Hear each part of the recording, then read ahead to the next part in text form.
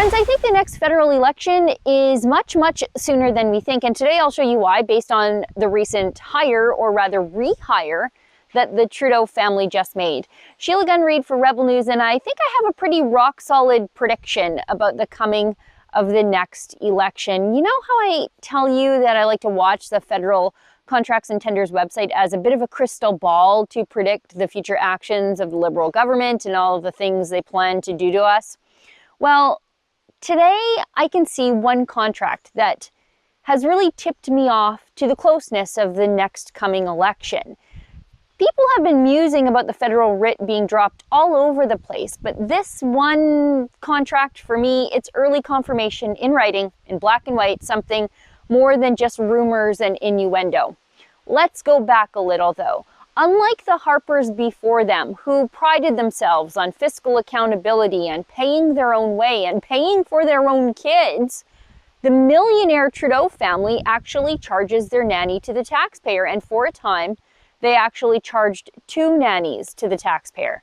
The Trudeaus already take Grandma Margaret Trudeau almost everywhere with them, and yet the Trudeaus still needed, at least for a time, not 1 but 2 taxpayer-funded nannies to assist with their 3 kids. I know it sounds crazy, but look at this article from back in 2016. After months of criticism about Canadians paying for the Trudeau family's caregivers, the Prime Minister's office said Tuesday the Prime Minister and his wife will pay the salary of a new caregiver themselves. The other nanny remains part of the residents' staff and will still be paid for by the taxpayers. So, to be clear, they still had 2 nannies and grandma, but they picked up the tab for the second one. How gracious of them. Totally just like the middle class, they totally get us, don't they? However, the one taxpayer-funded nanny's contract ended last year. Here it is, the order in council that ended her contract with the Trudeau family.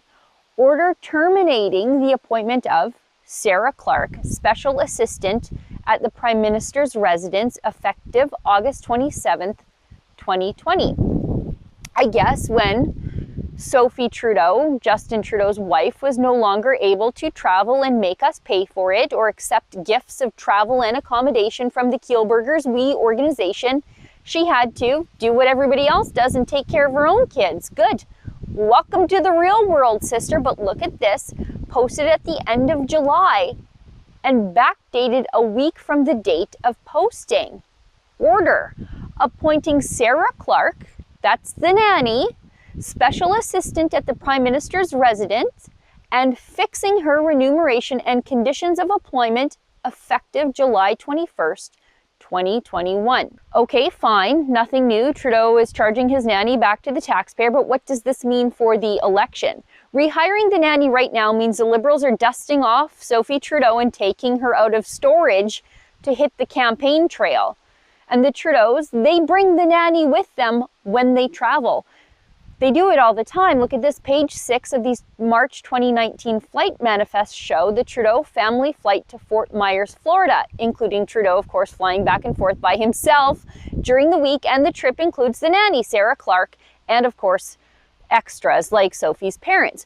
When was the last time we truly saw Sophie Trudeau? I mean, outside of the controversy of when she went to that super spreader event in London at the beginning of the pandemic and brought COVID back to Canada with her, think about it.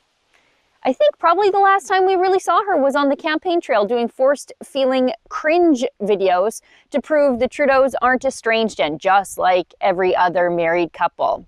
The nanny's back, and I think so is the campaign. Just watch.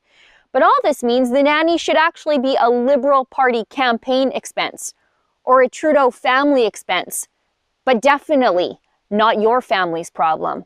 For Rebel News, I'm Sheila Gunn Reid.